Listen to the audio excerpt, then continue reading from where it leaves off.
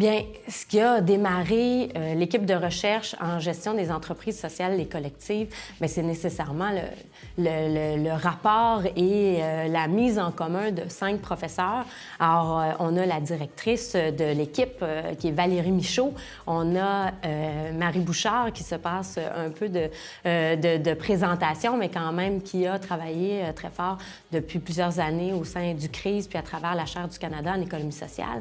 On a Annie Camus, qui est directrice adjointe du CRIS. On a Sonia Taillou-Rosas et on a moi-même, Maude Léonard. Alors, comme on est les 5 directement issus du département organisation et ressources humaines de l'École des sciences de la gestion de l'UQAM, bien, on a travaillé fort à essayer de trouver comment nos travaux, même au sein du CRIS, qui s'installe dans l'axe entreprise sociale et collective, comment nos travaux pouvaient avoir une plus grande encore cohérence du fait qu'on vient aussi du même département dans une école de gestion. Et puis, au fil des discussions, mais ce qui s'est imposé à nous, c'est évidemment la question des paradoxes puis des tensions qui sont inhérentes à la gestion dans les entreprises sociales et collectives.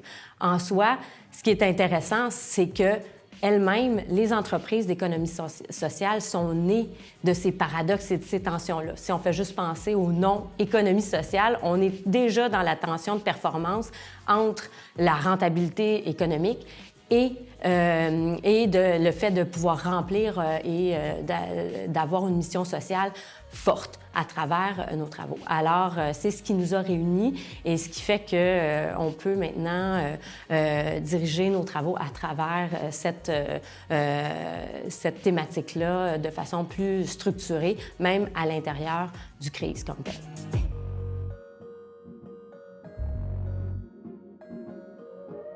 Mais c'est sûr qu'au sein de l'équipe, on a toute une gamme d'approches et de méthodes de recherche. On utilise à la fois les méthodes qualitatives, les méthodes quantitatives et on les utilise même souvent ensemble pour avoir une approche mixte. Mais à la fois, ça peut donner des portraits statistiques, des récits de vie, des approches ethnographiques, même des revues, des réseaux sociaux et puis de différents médias. Alors, disons qu'on ratisse quand même assez large et avec les 5 que nous sommes, on peut se permettre aussi d'avoir des approches plus diversifiées comme ça, puis de les mettre en commun.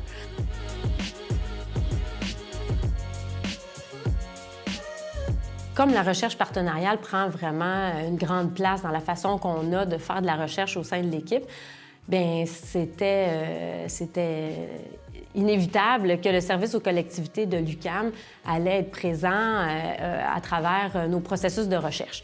Alors, on travaille fortement avec eux pour faire des liens puis des ponts avec les différents milieux de pratique, puis aussi nous-mêmes à développer soit des questions de recherche qui vont pouvoir nous permettre de développer des nouvelles connaissances, mais à la fois de répondre aux besoins du milieu. Alors, le service aux collectivités de l'UQAM prend une place centrale comme partenaire. Mais également, on a la chance de compter sur un organisme de transfert en innovation sociale qui s'intéresse à la question de l'économie sociale, qui s'appelle le TIES. Alors, on travaille de pair avec eux, beaucoup, soit à titre de direction scientifique, de collaborateurs importants sur différents projets, où là, justement, on met en relation les besoins du milieu et les nouvelles connaissances qu'on peut développer. Et au sein des mêmes groupes, on peut le faire en co-construction et on travaille énormément dans ce sens-là avec ces différents partenaires-là.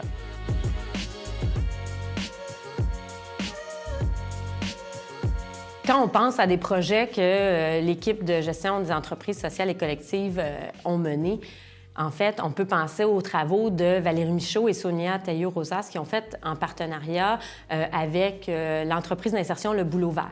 Alors vraiment, c'est un bel exemple qui a passé à travers le service aux collectivités de l'UQAM où on a pris les besoins d'une entreprise d'économie sociale qui voulait se doter d'outils de gestion et puis des chercheurs qui avaient des questions de recherche sur l'utilisation de différents outils de gestion. Et puis, on les a mis ensemble. Et puis, ils ont créé quelque chose, justement, une chaîne de valeur qui a permis à l'entreprise Boulot Vert de prendre des décisions relativement à cette nouvelle chaîne de valeur. Et puis, par la suite, de créer des nouvelles connaissances qui ont pu être publiées dans des articles scientifiques. Alors, c'est vraiment la façon dont on aime travailler et qui donne des productions de cet ordre-là dans les différents projets qu'on mène. Alors, souvent, justement, on va créer des outils issus pour la pratique qui répondent aux besoins du terrain, mais à la fois qui vont aussi fournir des données intéressantes et alimenter les questions de recherche et le corpus scientifique sur la question de la gestion des entreprises sociales et collectives, toujours à travers la lunette des paradoxes et des tensions qui sont inhérentes à leur gestion, justement.